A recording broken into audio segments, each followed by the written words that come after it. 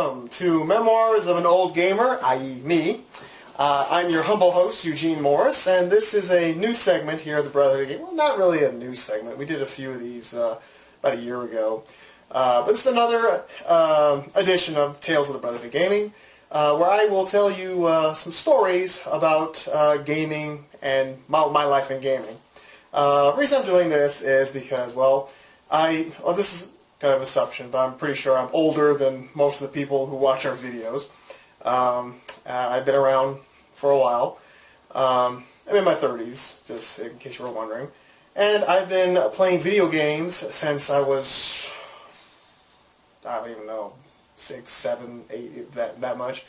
So I come from a generation there where video games has always been a part of my life, and a big part of my life. A lot bigger nowadays. I just decided that I just wanted to sit down in front of this camera and just tell you some stories, gaming-related stories. Now, these aren't incredible stories. As a matter of fact, maybe might think it's kind of stupid. But, I don't know, I just felt like just sitting here in the camera and just sharing some stuff. It's like show and tell, basically, or tell you some tales of my past for your entertainment purposes. Anyway, the very first video game console I ever received, or ever played, was the Atari 2600. That's how far back I go. I was always kind of a Johnny-come-lately when it comes to video games. When I didn't have games, people were playing on the Atari. When I got the Atari, people moved on to the NES. When I got the NES, people moved on to the SNES, and so on and so forth. I have no idea where my Atari 2600 is. About 10 years ago, there was a major change in my family, and there was a big move, and so there's a lot. I have no idea where the system is, the actual system is.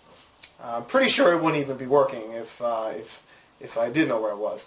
But one thing I do still have, are the cartridges, and I thought I would share this with you. I actually found my old the old Vons bag right here in my closet, filled with my old video game cartridges, and I thought I'd show some of you youngins what video games used to be like back in the day. So, anyway, here's my old bag. Let's step on in and see what kind of memories come flying back here. Yeah, what's the first one? Ha ha ha! Here's a good one. I don't know if hopefully you can see it. So I'll try to get as close to the camera as I can. Space Invaders. Use with the joystick controllers. Actually says that right there on the Space Invaders. Use with joystick controllers. Okay, all right. Thank you. We'll never figure that out. Yeah, this is a game that I really wanted to get. This was like one of the last Atari games I got because it was just it was really popular back in the day. I just had to have it. With all the aliens come down and you're on a little like a cannon or something, or a tank on the bottom of the screen just shooting up. So, yeah, Space Invaders. Definitely a classic. A must-have for your Atari collection. Next one here is... there you go. Moon Patrol. This is Moon Patrol. This, I believe... Well, to me, this game sucked. And the reason why it sucked is because I believe this was a two-player game. So unless you had a friend there or a brother, which I didn't have, I had a younger sister who wasn't into games. Yeah, I guess you could play by yourself. You had one hand with one controller, and the other hand with the other. And actually, I don't know. Well, there's two tanks, one on each side, and they're just trying to kill each other. I think that's what it was. Pretty sure. I don't know. A long time ago. But that's Moon Patrol. Next.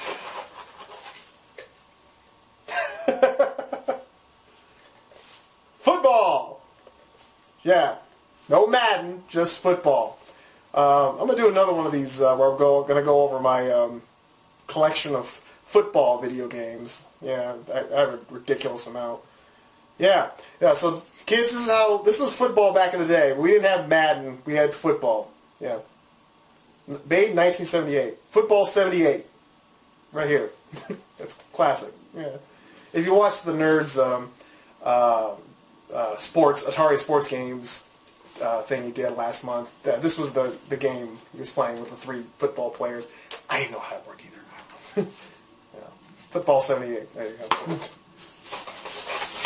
Next. Bag of goodies. The very first video game I ever played. Asteroids. I hope you can see these cartridges. I have the light back there. I hope you don't see a glare, but anyway, this is Asteroids. Very, very first game I ever played, and I remember hooking that thing up to my old TV, turning it to channel 3, popping it in, and my gaming career began, or my gaming life began. You're this little ship in the middle of the screen. You have these asteroids flying on either side, and you can move your asteroid. You can shoot them down, and every once in a while, spaceships would come flying by. Lots of fun. We have an arcade here at Penny Arcade, and there's an asteroid machine in there, or at least there was, and it brought back a lot of memories. I went out there, I hit the high score, and then Will played after me and got, like, doubled my score, and just to annoy me, because, he always calls himself, like, he always rubs that in, how he got a better score in asteroids than I did. Yeah, he took asteroids from me. Yeah, he likes to do things to, piss me off, and I do to him. But, yep. This is where it started, right here. My starter game, you could say, Asteroids. Yeah, alright, 600. What else we got in here? Hey, here we go. Mario Brothers. Yep, that's a must-have. This is before the Super. You're in the pipes and you're yeah. Mario Brothers. I'm gonna do another video talking about Mario, but yep, Mario. Yeah, it's funny. Everyone was playing Super Mario Brothers, so when they were playing Super Mario Brothers for the NES, I was playing Mario Brothers for the Atari 2600. Yep.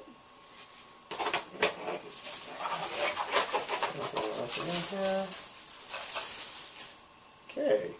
This is actually a 7800 video game cartridge. This is Centipede. Centipede.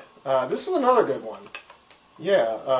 There was like these centipedes or something coming down, and I think you were like an elf or something.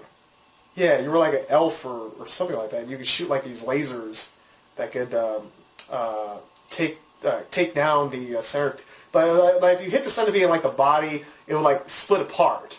But if you didn't kill the head, it would still keep coming after you. You were down, they were just still coming down after you. That's how a lot of Atari games were. You was this little creature on the bottom or little good guy on the bottom, and these bad guys would come after you. You have to shoot them before they get to you.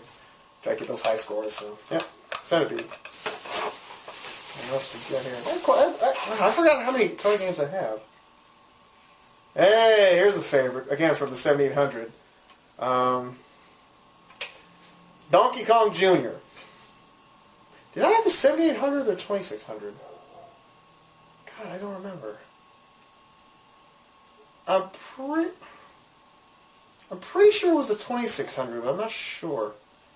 Well, I'm sure if someone cares and they're watching, they'll probably correct it. You couldn't play 7800 or the 2600? Well, I had a Atari system. What type it was, I'm not 100% sure. I'm pretty sure it was 2600. Yeah, this is like, 25 years ago. Yeah, Donkey Kong Jr. This is where Mario played the villain. Mario was the bad guy, and I was playing Donkey Kong Jr. Really, a game that was different, where other games were about the score. This one was really more of an adventure, where Donkey Kong Jr. was saving his father. Found it kind of weird that Mario would save his girl. I guess Mario had such a grudge against Donkey Kong from the first one. He decided to get payback, and yeah, Mario was actually the villain in this game. You were playing Donkey Kong Jr. saving your dad. So it's all good for me. Donkey Kong Jr. Right. And when I beat that game for the first time, it was awesome. There was 4 stages.